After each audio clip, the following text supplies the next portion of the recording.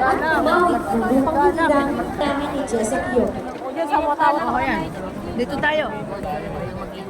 Kaya nga. Dito tayo tumingin sa vlog.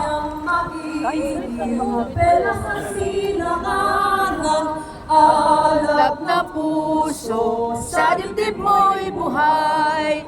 Lupang hinirang, duyan ka ng magiting, sa manlulupig, di ka pasisiin, sa dagat at bundok, sa simoy at sa langit mong bughaw, may dilag ang tula at awit sa paglayang minamahal, ang kislap ng watawat mo'y tagumpay na nagdiningning, ang bituin at araw niya kailan pa may di magdidilim, lupa ng araw ng buwan at sinta, buhay langit sa piling mo.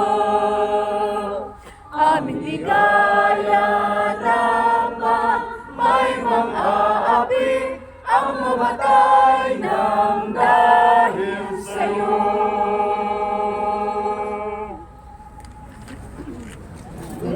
Yes. Alin?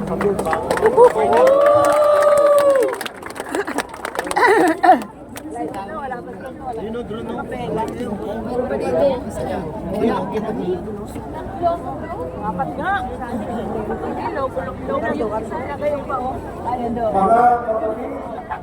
Mga kababayan, magandang hapon po sa inyo na inaasam natin ang mabuti, ang epektibong pamamahala sang-ayon po sa mga ninanais, pinapangarap at totoong kailangan natin mga mamamayang naghalal sa kanila sa tungkulin. At batay na rin po sa kanilang ipinangako noong nakaraang halalan. Hindi lamang tayong mga narito po sa Quirino Grandstand dito sa Maynila ang natitipon alang-alang sa kapayapaan at pagkakaisa. Tulad po ng alam ninyo, itong isinasagawa nating National Rally for Peace ay pambuong kapuluan. Kasabay nating nagkakatipo ng napakakapal na bilang ng mga kababayan at kapatid natin sa 12 pang dako sa bawat rehiyon. 5 lugar po sa Luzon, 4 sa Kabisayaan, at 4 po sa Mindanao. Hindi lamang po lumabas sa mga lansangan upang magpahayag ng pakikiisa para sa kapayapaan at sa kapakanan ng ating bansa.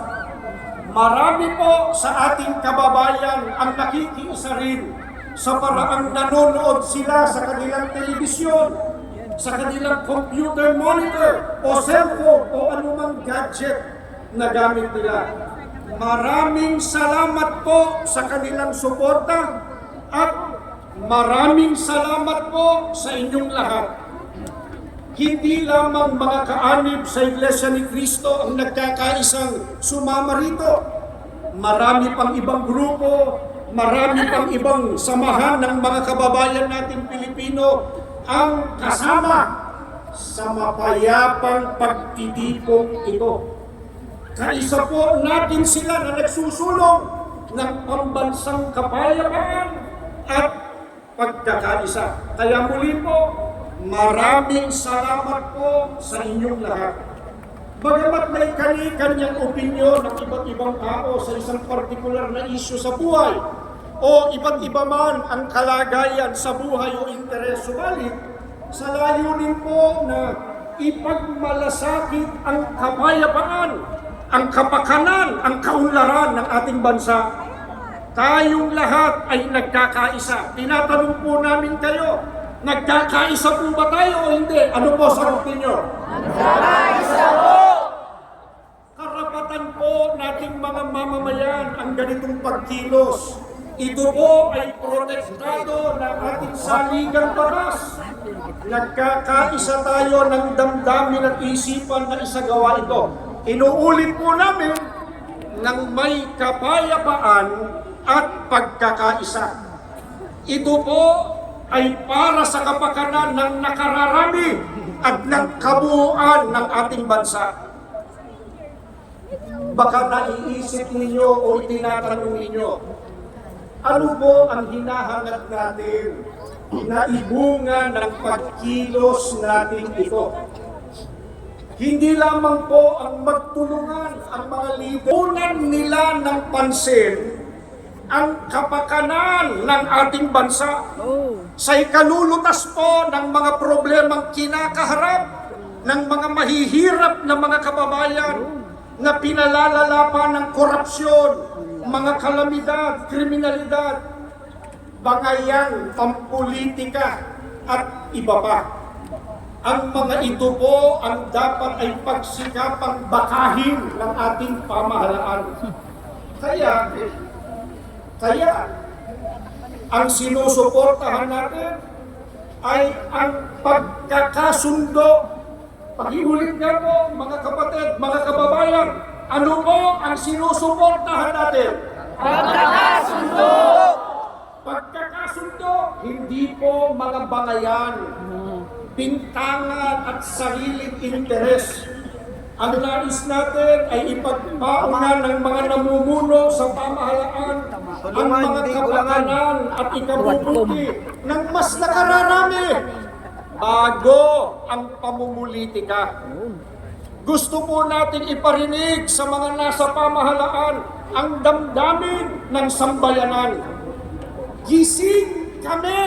Yes. Pakiulit nga po! Gising! Pakiulit nga! Gising kami! Tulog ako kanina! Paglilingkod ninyo sa kapakanan namin mga simpleng Pilipino. Hindi ang pagsusulong ng mga bagay na hindi makagagaan sa buhay ng mga kababayan natin. Mamaya po, abangan nyo, higit pang lilinawin ng mga kasama nating magsasalita ang nagkakaisang layunin natin. Kaya pag nagkakaipon tayo ngayon, mabuhay po ang Pilipinas! Mabuhay ang Pilipinas! Mabuhay ang mamamayang Filipino! Marami pong salamat sa inyo. Pakinggan po ang susunod na magsasalita si Kapatid Romel Topacio.